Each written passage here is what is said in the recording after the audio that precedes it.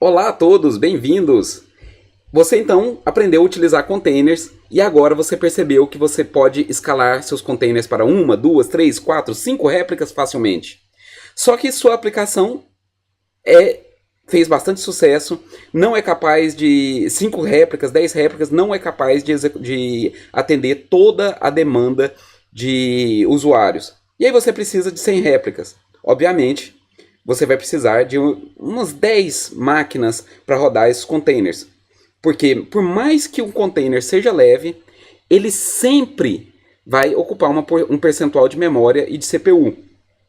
Ou seja, você vai precisar de um cluster de containers. E aí você vai enfrentar alguns desafios, como por exemplo, como gerenciar seus containers em vários servidores? Como garantir que eles estão sendo executados? O que vai acontecer se esse servidor, se algum container falhar? O que você pode fazer para atualizar o seu container da versão 1.0 para a versão 2.0 nesses 10 servidores?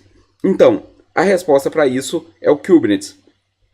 Meu nome é Rafael Benevides, eu sou o diretor de Developer Experience na Red Hat e hoje você vai aprender como usar o Kubernetes para solucionar todos esses problemas e criar um orquestrador de containers e também um cluster de containers.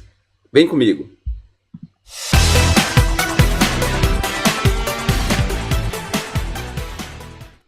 O Kubernetes é um projeto que é justamente um orquestrador de containers. Ele cria um cluster de containers. Você pode ver aqui na página do kubernetes.io que ele está na versão 1.14. A gente pode ir lá no GitHub, você vai ver que é um projeto com bastante sucesso. 52 mil estrelas no GitHub, 18 mil forks, quase 80 mil commits. É um projeto bastante ativo, 2 mil e tantos contribuidores. É um projeto realmente espetacular. Vamos dar uma olhada como que é a arquitetura do Kubernetes. O Kubernetes, ele permite, como eu falei, executar vários containers em várias máquinas distintas.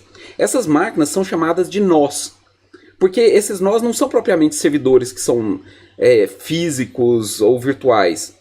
Eles podem ser instalados, sim, em máquinas físicas, em máquinas virtuais, numa nuvem privada ou pública, mas dentro do Kubernetes eles recebem o nome de nós, porque eles são nós de um cluster.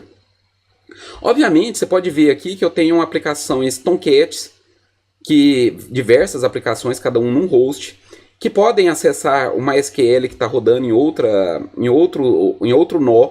E para essa comunicação ser visível, existe essa SDN, essa Software Defined Network.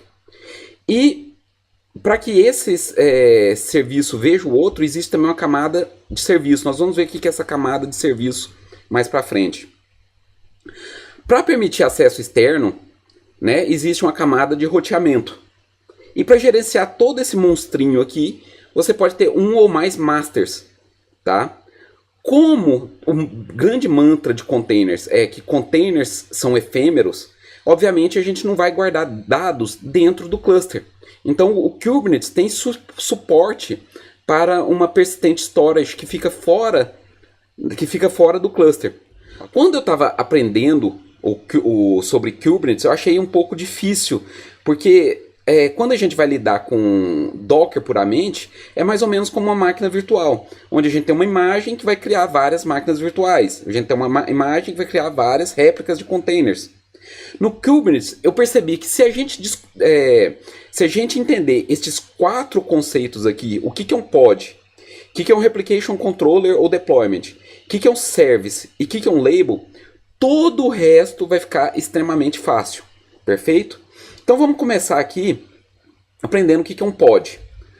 O pod, para nós que somos falantes de língua portuguesa, talvez não faça muito sentido. Mas para quem é falante de língua inglesa, pod é o coletivo de baleias. E baleia é o logotipo do Docker. Então o que é o pod? O pod é um grupo, é uma coleção de containers.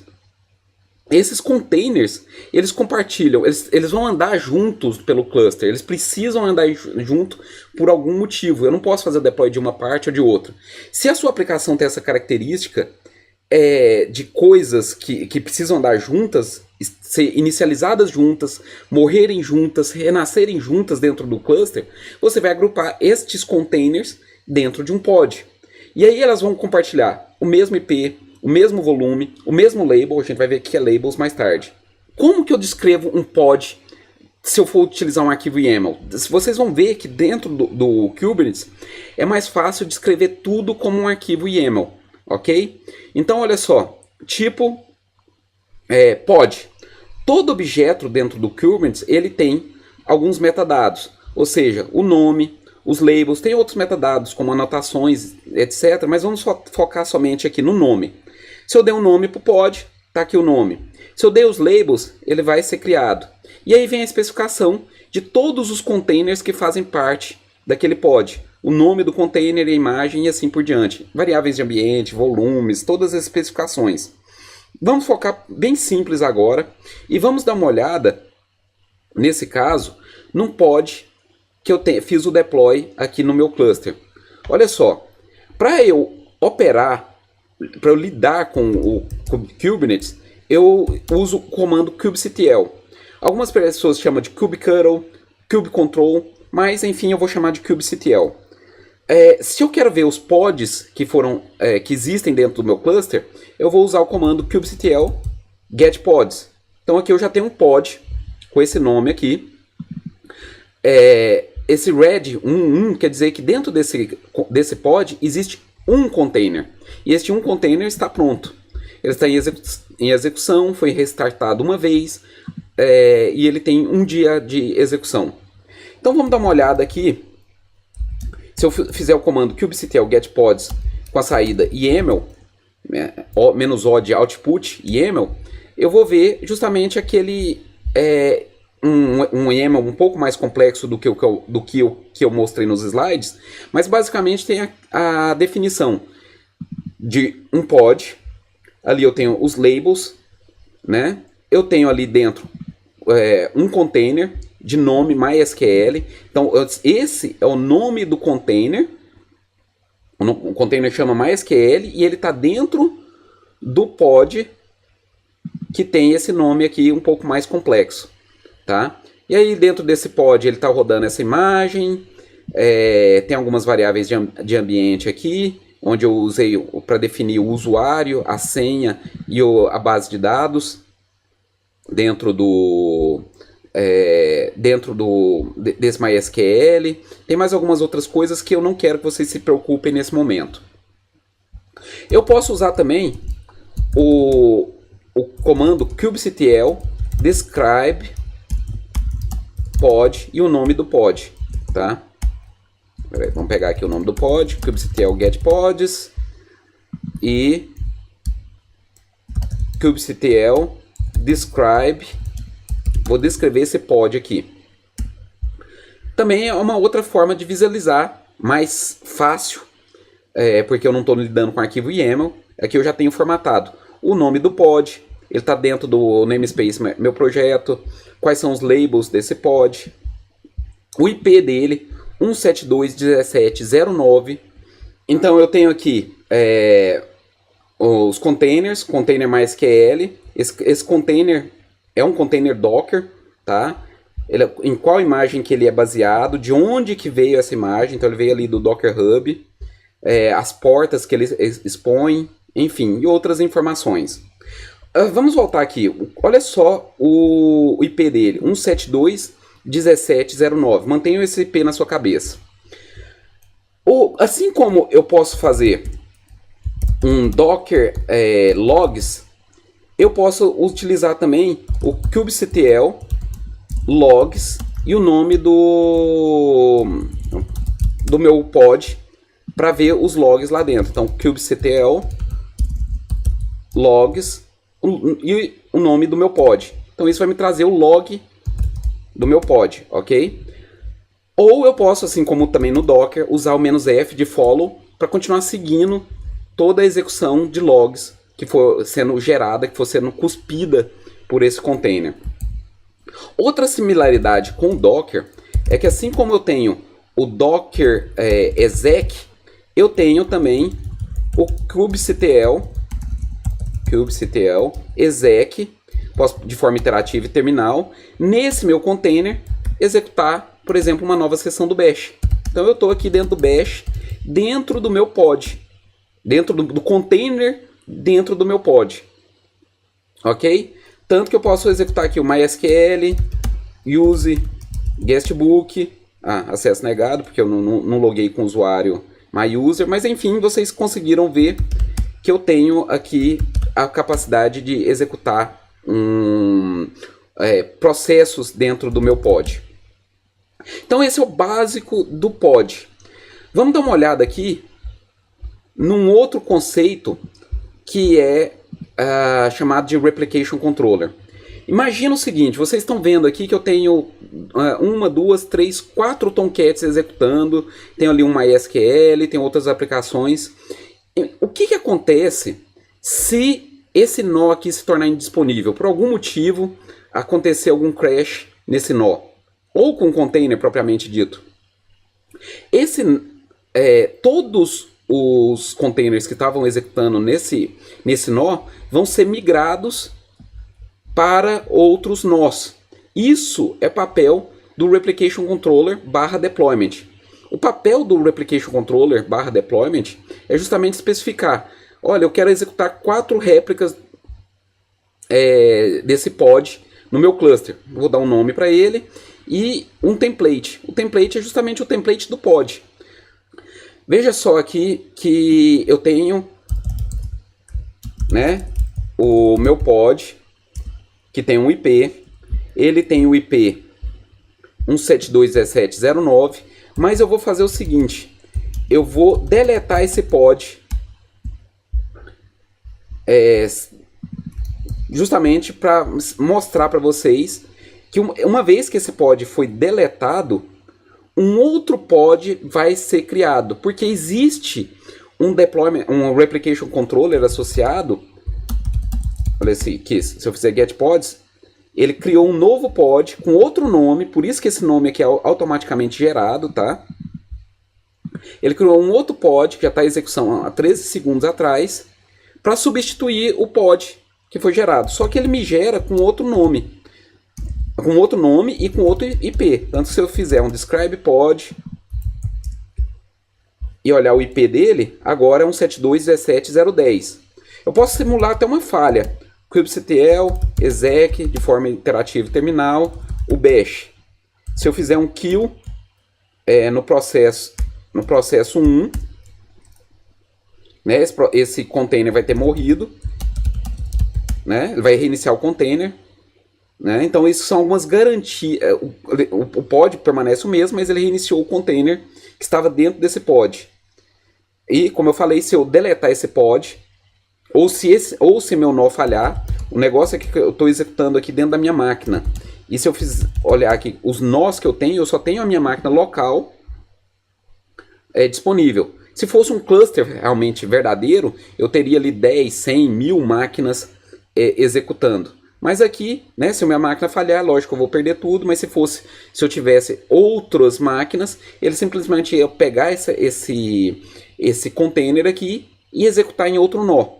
Mas vocês viram que o Kubernetes sempre mantém um número de réplicas executando. Bom, como que eu crio um deployment? De novo, usando o comando kubectl. Vamos criar aqui um deployment baseado na seguinte aplicação. A aplicação demo que eu estou utilizando, ela é feita de diversas partes, como se fosse uma aplicação de microserviços. A gente vai falar sobre microserviços mais para frente nessa série DevX Time. E para isso é muito importante que você assine o canal para você acompanhar essas novidades. A propósito, falando sobre novidades, eu queria mostrar aqui para vocês o livro Microservices para Desenvolvedores Java, segunda edição.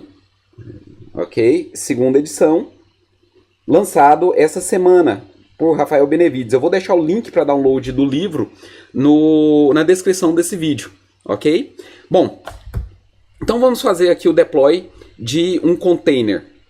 Mas antes de fazer o deploy do container, deixa eu explicar que essa aplicação feita em microserviços tem um front-end escrito em Node.js, que vai se conectar, vai pegar um Hello World, que é uma aplicação Vertex, usando GET, e vai mandar HTTP GET e POSTs para essa aplicação Java, né, que escreve dentro do MySQL que eu fiz o deploy.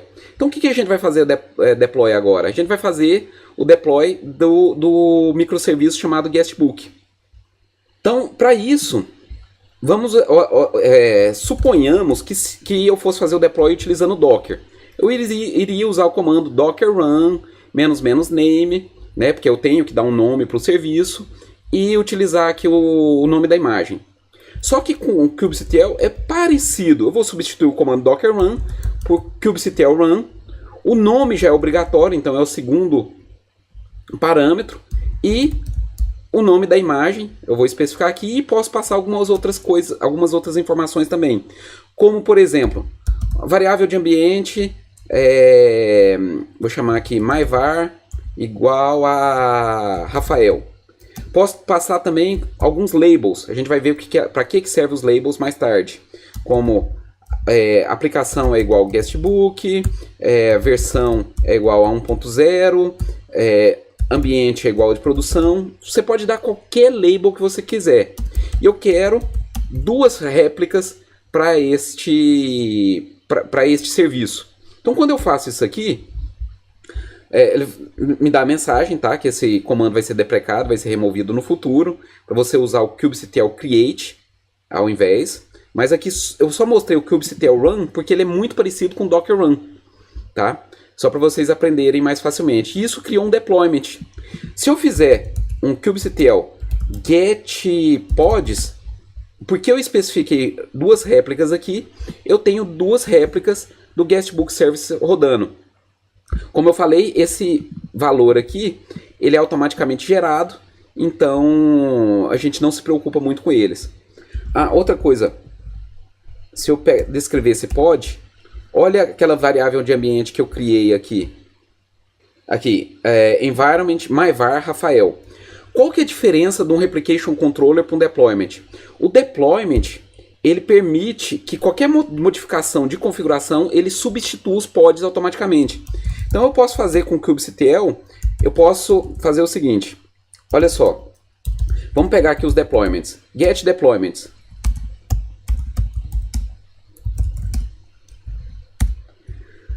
Get deployments, ou seja, eu tenho um deployment do MySQL, onde eu desejo ter uma réplica rodando, e atualmente eu tenho uma réplica. O Guestbook Service, eu desejo ter duas réplicas, e atualmente tem duas réplicas atualizadas rodando a 1 minuto. Então eu vou fazer o seguinte, eu posso usar Edit Deployment Guestbook Service direto aqui da console, tá? Então Guestbook Service, e eu vou mudar a variável de ambiente aqui de Rafael para Benevides. Quando eu salvei, olha só aqui, watch kubectl get pods. Ele vai matar os containers antigos e executar pods novos com a nova configuração. Tanto que eu posso fazer aqui kubectl describe pod, o pod novo que foi criado, e a variável de ambiente foi substituída. Então o deployment me garante sempre que se eu mudar a configuração, ele vai automaticamente substituir pelo novos pods com a configuração que eu forneci. Ou então, se eu fizer, né, se eu perder o pod por qualquer maneira, por qualquer problema, digamos que eu vou apagar esse pod aqui, de novo, se a gente fizer um kubectl get pods, a gente continua tendo duas réplicas, porque isso foi o que o deployment get deployments me especificou. Eu tenho sempre duas réplicas rodando do Guestbook Service. Só que isso me gera um problema. Se eu tenho duas réplicas do Guestbook Service, eu tenho uma SQL e eles sempre mudam de IP a cada restart, eu não posso confiar no IP da aplicação diretamente. E é para isso que existe o conceito de serviço. Só que antes de entrar em serviço, a gente precisa entender o conceito de labels. Tudo no Kubernetes existe labels. Você pode dar labels para nós, para pods, para deployments, para volumes, tudo. E os labels, por exemplo, imagina o seguinte, eu tenho aqui 4 containers executando, cada um com seu label diferente. Né? Eu tenho o label com o nome da aplicação, nome do ambiente, nome a versão, e eu quero todas as aplicações legais. Ele vai me trazer todos os containers. Eu quero todas as aplicações rodando em desenvolvimento.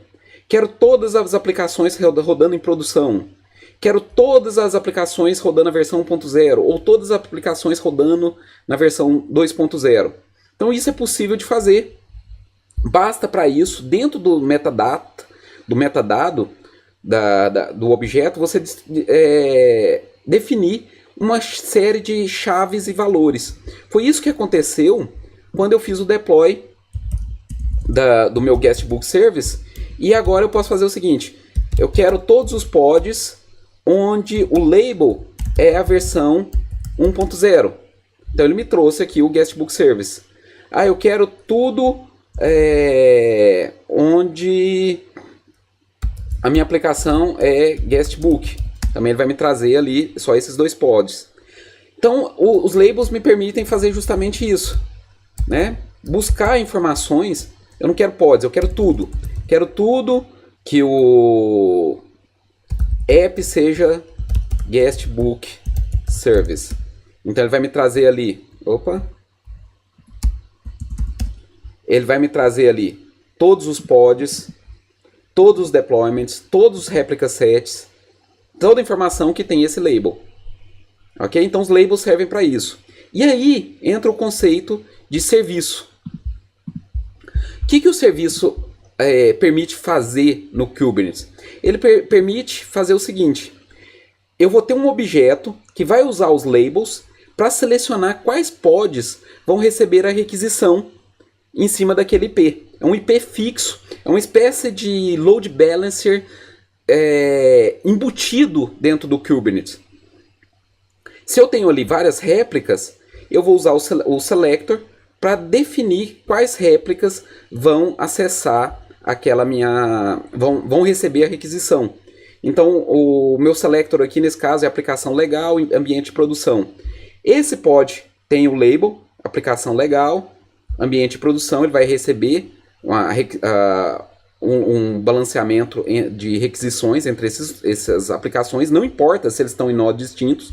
Essa aqui que é uma aplicação nice, ela não vai receber requisições, ok? Como que a gente cria um serviço utilizando o kubectl?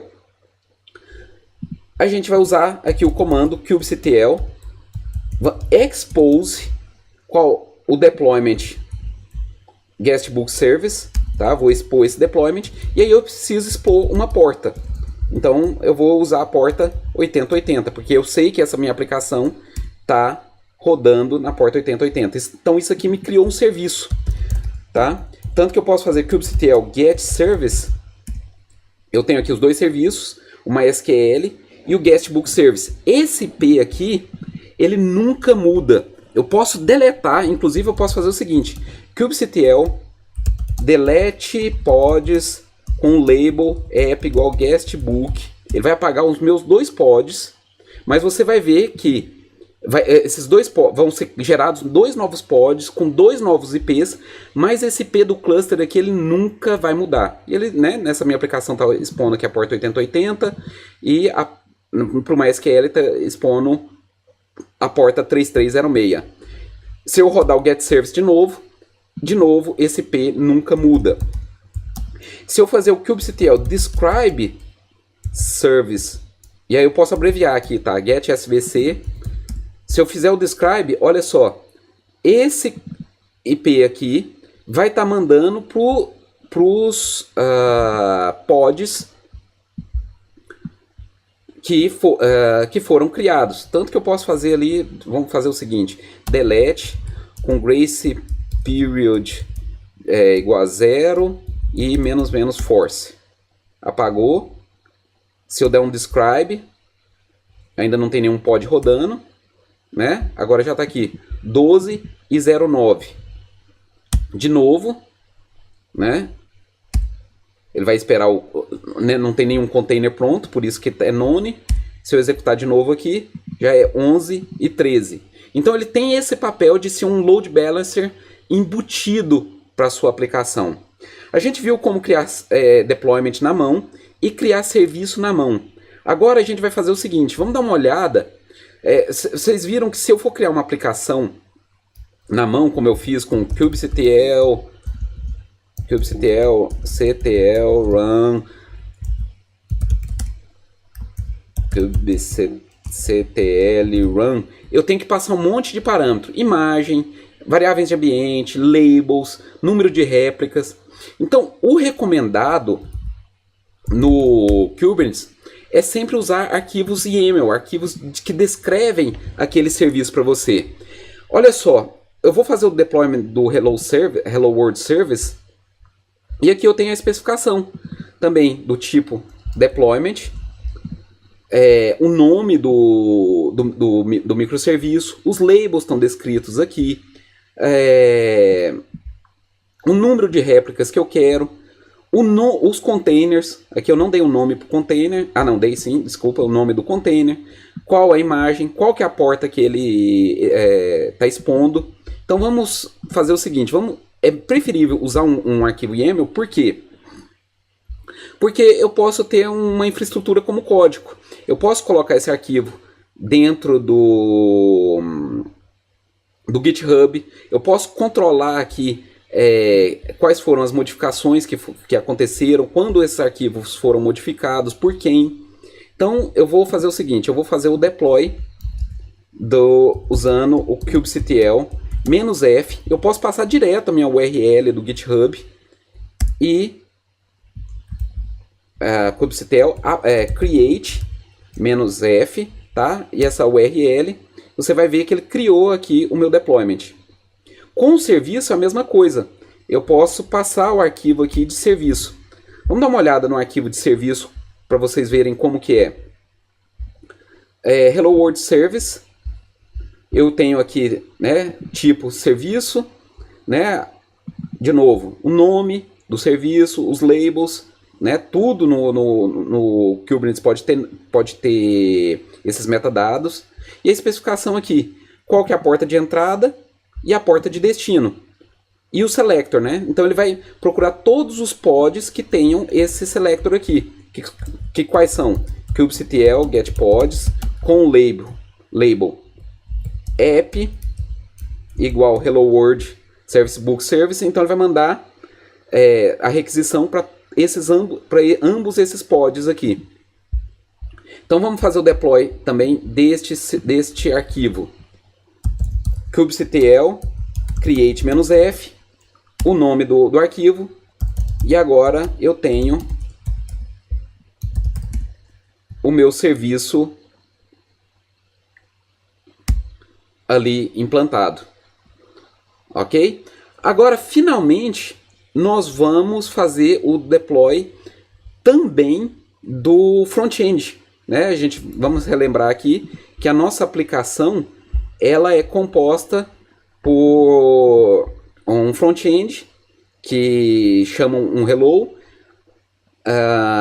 get post pega as mensagens e a telinha final é mais ou menos isso aqui. Deixa eu ampliar aqui para vocês verem, onde cada item da tela vai chamar um microserviço diferente. O submit vai pegar a mensagem, vai mandar vai chamar o create no guestbook service, vai colocar as mensagens dentro do MySQL.